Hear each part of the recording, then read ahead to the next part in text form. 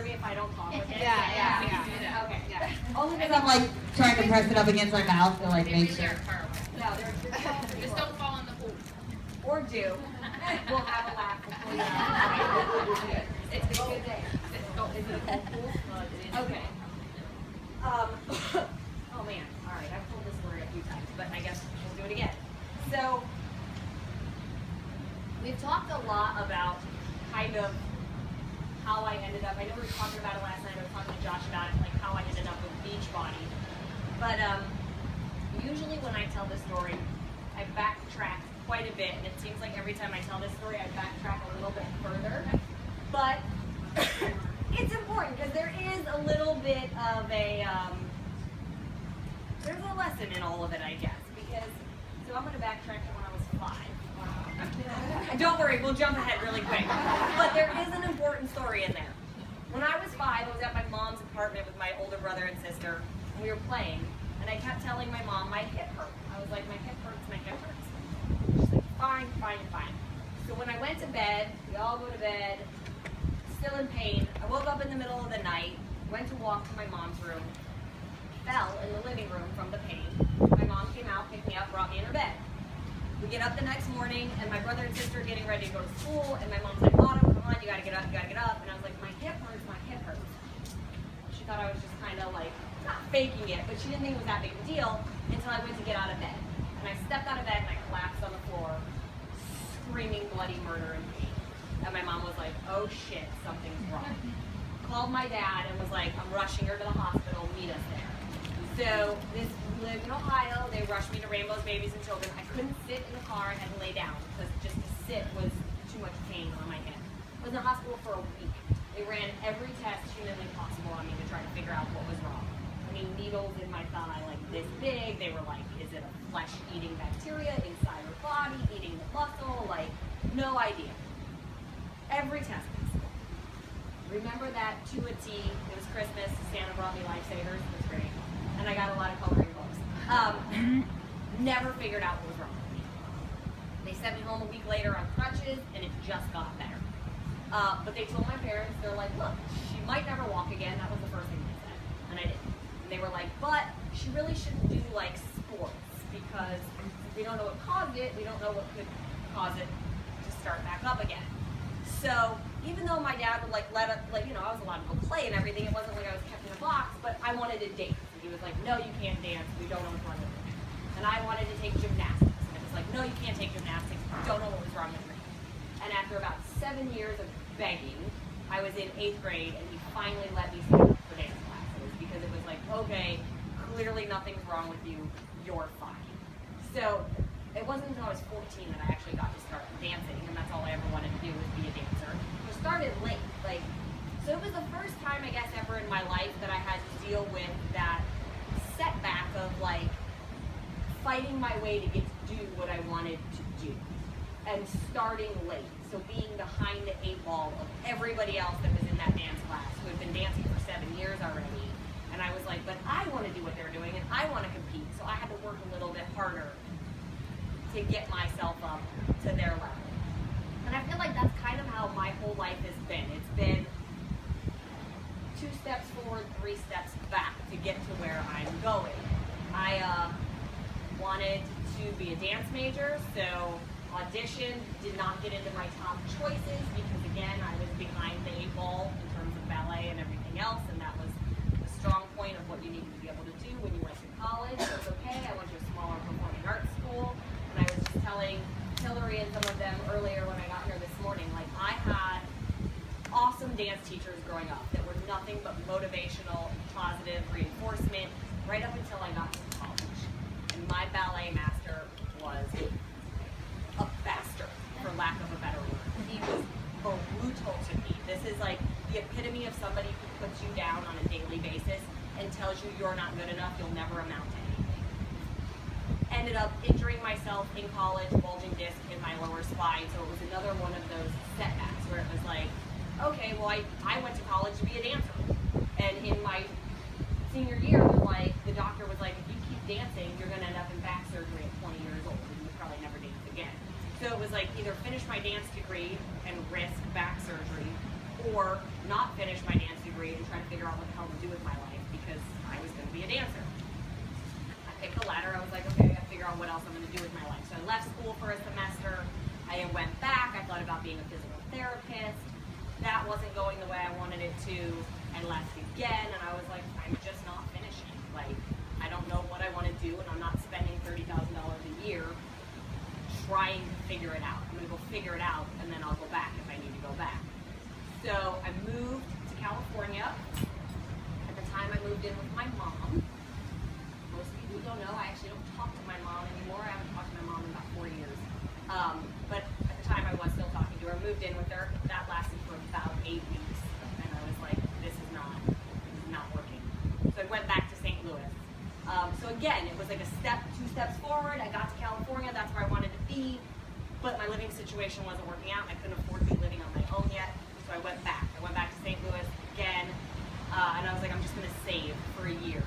And I worked 7 days a week, double shifts, waiting tables, and saved every penny I could save to move back. I moved back a year later.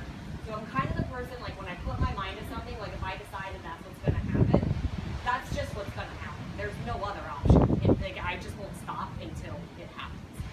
That's a mindset I think my dad taught me because I was raised by my dad, that you just go for it as hard as you can until you make it. So I went back.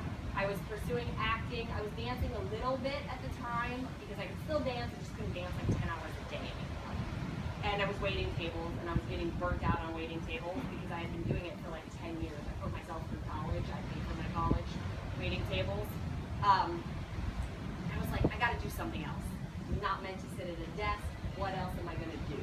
That's kind of how I found fitness, because I was like, I'm not going to teach dance, even though I had taught dance in the past. I didn't want dance. I wanted that to be for me. Like I said, that ballet teacher in college crushed my self-confidence. Rushed it. I stopped dancing for 3 years. I wouldn't step foot in the dance class. I was like, I'm terrible. I suck at it. I should have never done it. Not happening. And I remember I was in my like little studio apartment one day. I had a calendar and had Britney Spears on it. I love her. And I was like, damn it, I really miss dance. Like, I want to go back to class. And I got online, and we have a school called the Edge Performing Arts Center in California. It's like the best of the best. And I was like, I'm going to go to the Edge. Like, that had always been my dream to go take class there. And I had been in LA for a year, and I still hadn't gone.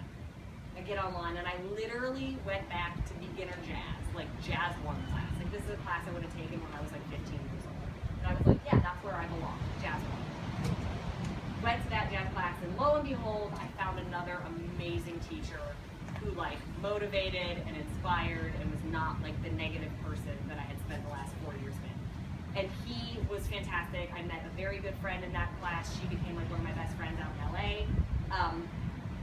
And I was in his class for like the next 2 years. So it was like I kind of got my confidence back. Like, but I had to start at the beginning.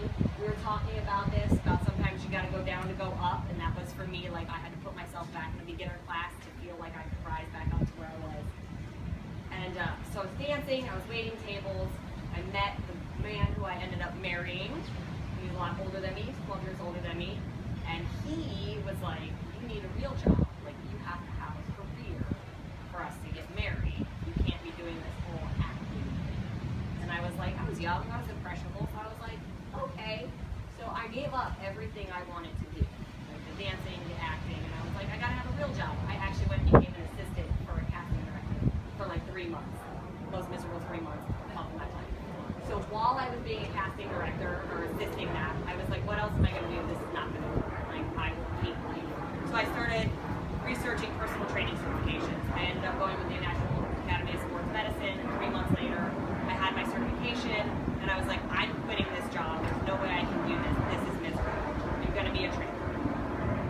He was like, okay, but there were still stipulations. He's like, I don't want you working in a gym, so like in-home training, because he didn't want me working with guys.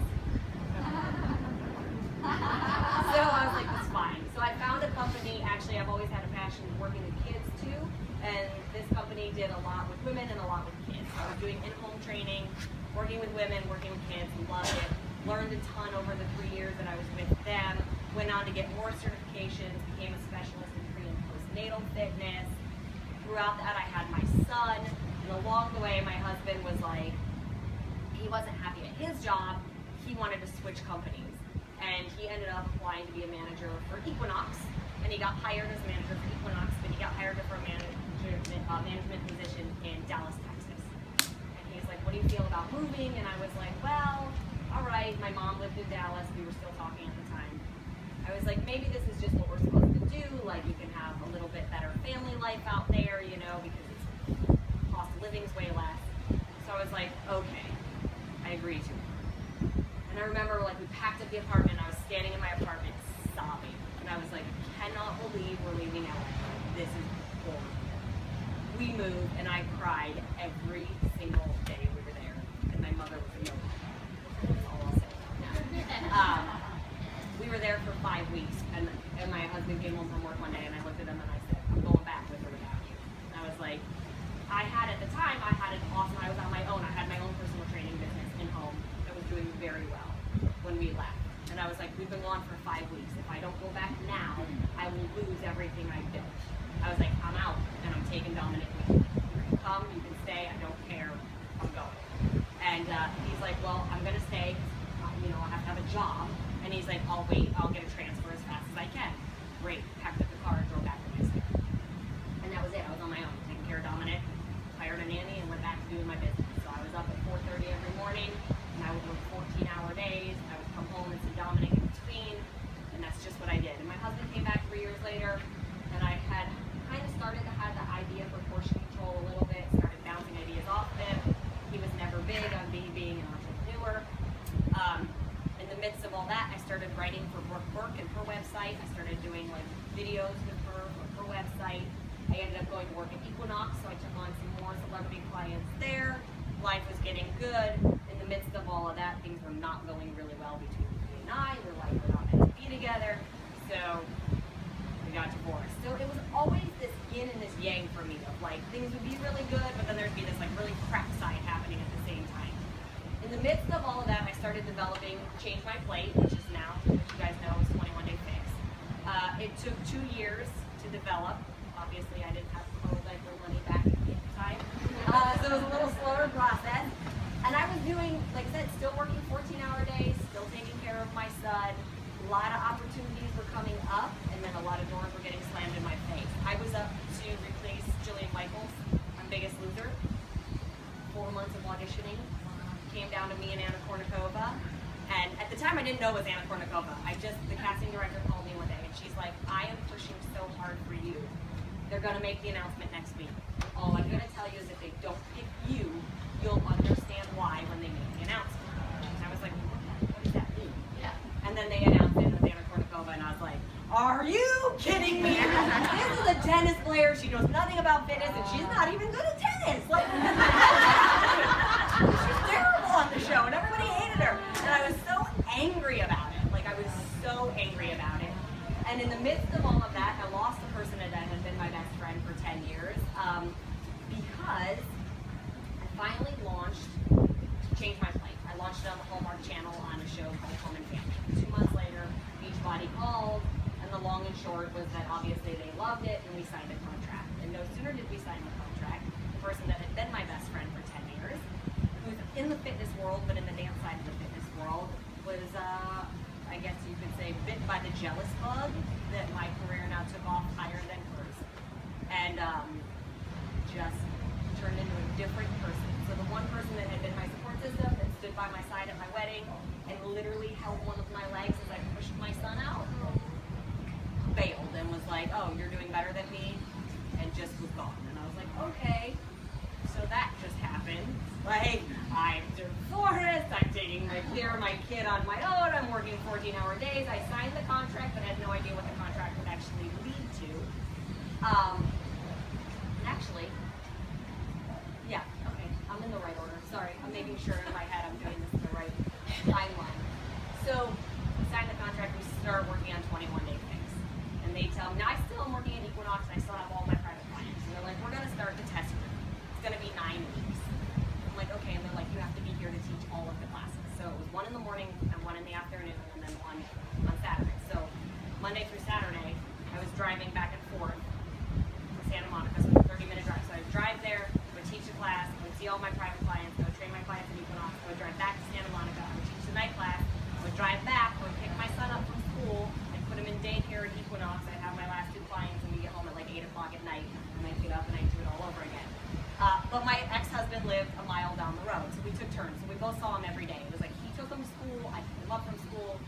good thing going.